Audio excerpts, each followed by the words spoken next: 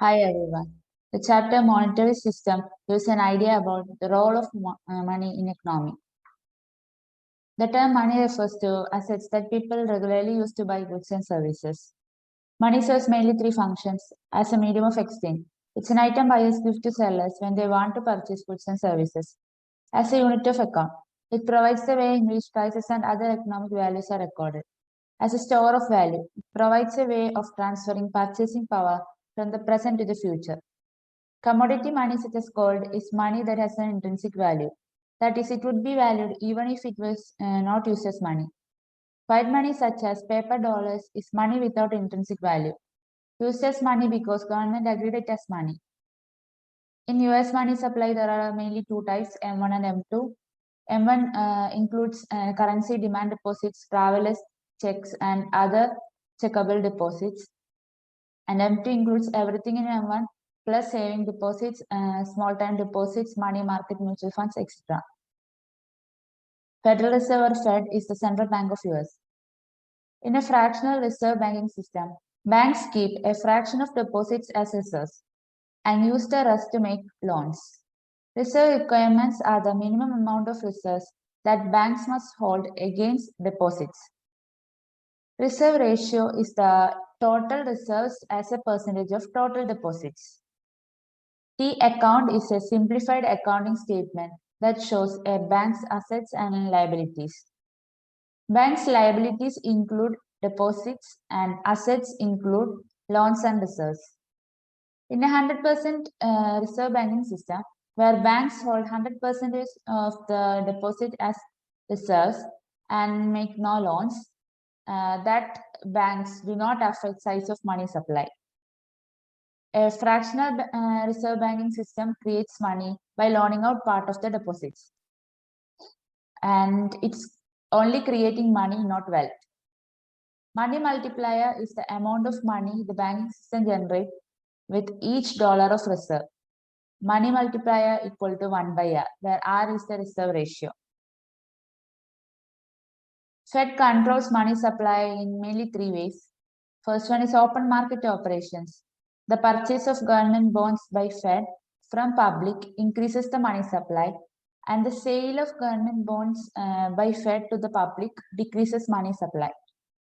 Open market operations are easy to conduct, so these are the Fed's main monetary policy tool. Reserve requirements to increase money supply, Fed reduces reserve requirements. So if it reduces reserve requirements, banks can make more loans from each dollar of reserve, so which increases the money multiplier and the money supply. Similarly, to reduce money supply, Fed raises reserve requirements. Fed rarely uses this reserve requirement method to control money supply. Third method is discount rate. The interest rate on loans the Fed makes to banks. That is, to increase money supply, Fed can lower discount rate, which encourages banks to borrow more reserves from Fed and can make more loans, which increases the money supply. To reduce money supply, Fed can raise the discount rate. Federal funds rate. Banks with insufficient reserves can borrow from banks with excess reserves. The interest rate on these short-term loans is federal funds rate. Many interest rates are highly correlated. So changes in the Fed funds rate cause changes in other rates and have a big impact in the economy. The Federal Reserve has set monetary policy by choosing a target for the federal funds rate. As the Fed achieves its target, it adjusts the money supply. So to raise the Fed funds rate, Fed sells government bonds. So this removes the reserves from the banking system. So there is more banks which find themselves short of reserves, and this reduces the supply of Fed funds. So here we can see this is the initial supply curve. After Fed sells government bonds, this is the supply curve, that is supply curve shifted leftward. And here we can see this causes the federal funds rate to increase from here to here. Problems controlling money supply. If households hold more of their money as currency, banks have fewer reserves. That makes few loans and money supply falls.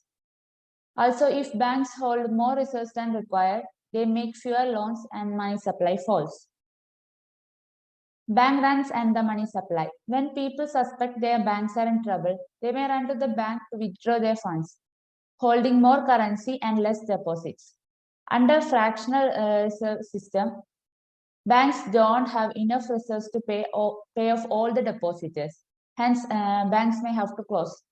But bank runs not a major problem today for Fed due to Federal Deposit Insurance. This concludes the discussion on monetary system. Thank you.